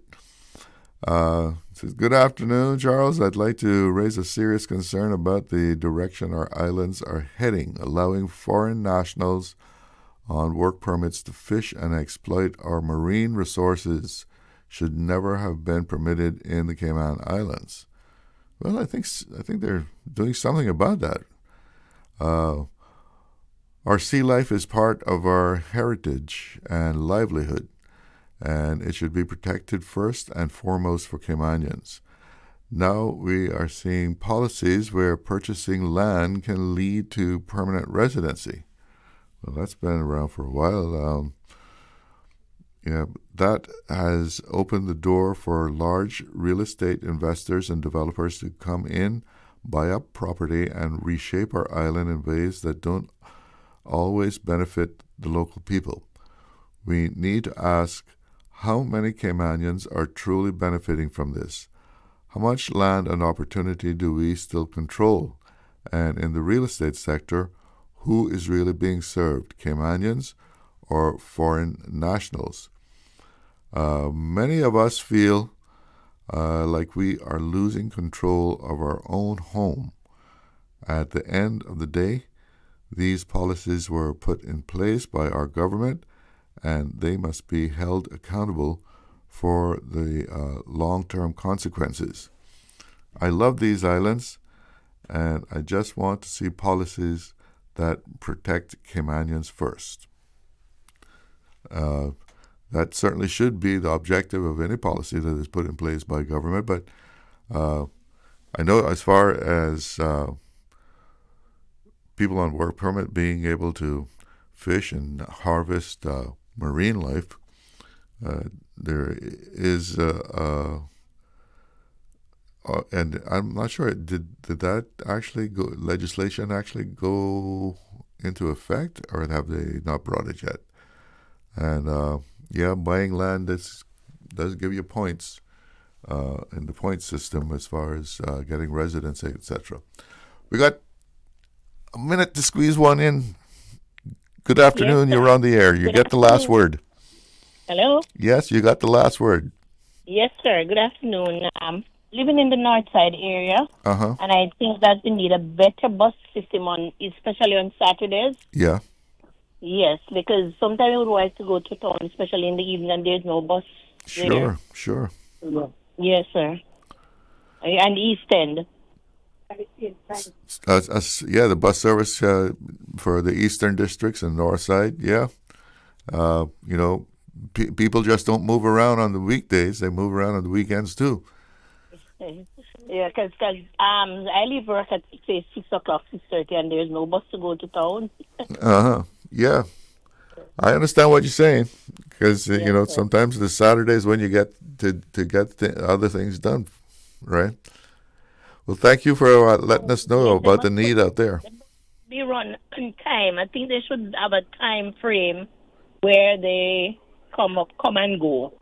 Yeah, of course. Yes, a time frame, so we can know, right, 6 o'clock or up until even 7. Yeah. You have a schedule, and you keep to the schedule. Yes. All right. Well, thank you so much for your call, and you got the last word in on Talk Today for this Friday. You have a great weekend, you hear? Thank you so much for Thank you. Yes, it is 2:30, so that's it for me. Thank you to everyone who tuned in, and especially all of those who picked up the phone and called me for a little chat here and let us know what's going on around the place. I'm Charles Glidden. One love. Did you know that Austin, Texas is the live music capital of the world? And this summer, for the first time, you can fly non-stop from Grand Cayman to Austin with Cayman Airways. From world-class concerts and legendary barbecues to amazing shopping and unique festivals, Austin is also one of the fastest-growing metropolitan cities in the USA. Introductory fares start from just 367 CI round trip, including taxes and fees. But hurry! This sale ends February 22nd. Other conditions apply. Stop the hassle of connecting flights. Book your Texas summer getaway now at CaymanAirways.com. Talk Today is brought to you by Subway, open 24 hours in Countryside, Anderson Square in Georgetown, and Centennial Towers in West Bay. And by the Ministry of District Administration. Explore your history, explore your land, explore your sister islands. And Cayman Airways. Call them on 949-2311 to book your nonstop flights to Los Angeles and Panama. And Doctors Hospital. Peace of mind is important when life happens. Doctors Hospital, always there for you. Call 949-6066.